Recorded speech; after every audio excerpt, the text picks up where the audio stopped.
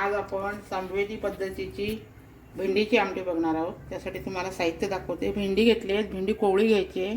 भेंडी घेतली आहे, कढीपत्ता घेतली आहे, कोथिंबीर आणि हे आलं उखळमध्ये ठेचून घेतलं आहे, मिक्सरमध्ये नाही वाटायचं।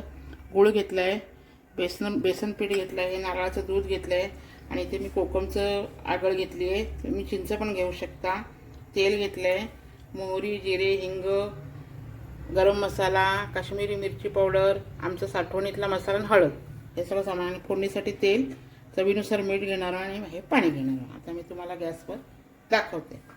इथे मी गॅस पेटवले आणि तेल टाकते। तेल टाकलेलं आहे,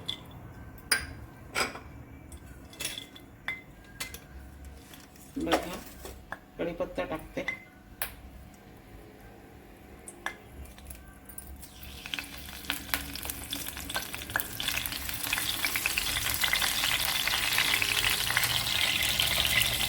मोहरी टाकणार,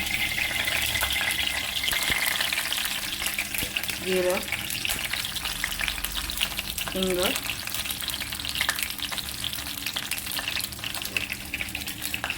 आणि आता आपण आलं ठेचून घेतलेलं टाकणार आहोत।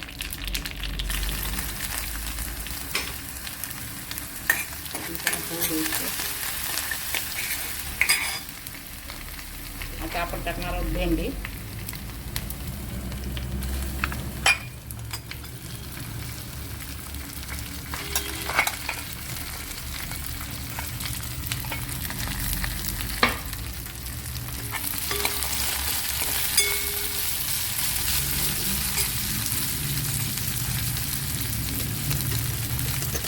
हळद, आमचा हा सांबवेदी मसाला, तुम्ही तुमच्या साठवणीतला मसाला कोणताही वापरा, काश्मीरी मिरची पावडर,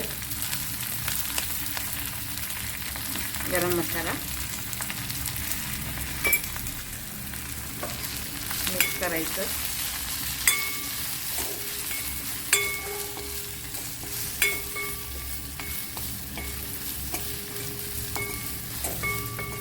मी आता टाकणार आहोत नारळाचं दूध आणि हे आता थोडा वेळ शिजू द्यायचं आहे आपल्याला।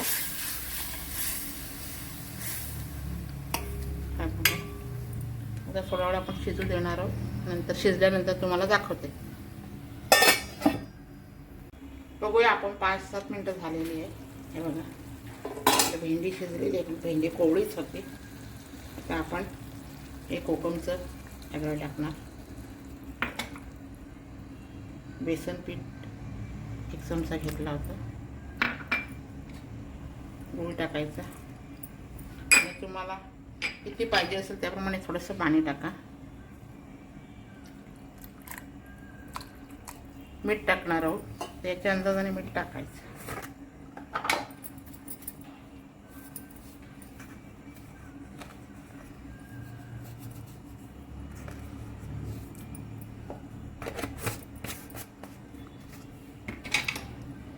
मिक्स करायचं आणि त्याला उकळी येऊ द्यायची। उकळल्यानंतर मग मी तुम्हाला दाखवते। उकळी येऊ दे, दाखवते। बघूया आमटीला उकळ आली की।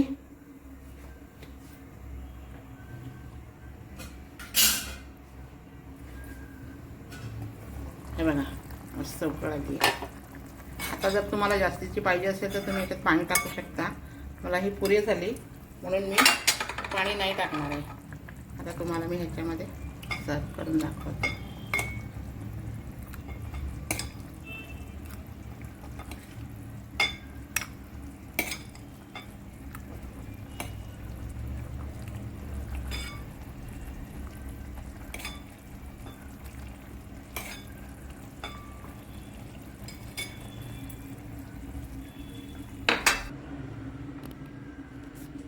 अशी बनवा, खा आणि स्वामीजी रेसिपीला सबस्क्राईब करा। धन्यवाद। श्री स्वामी समर्थ।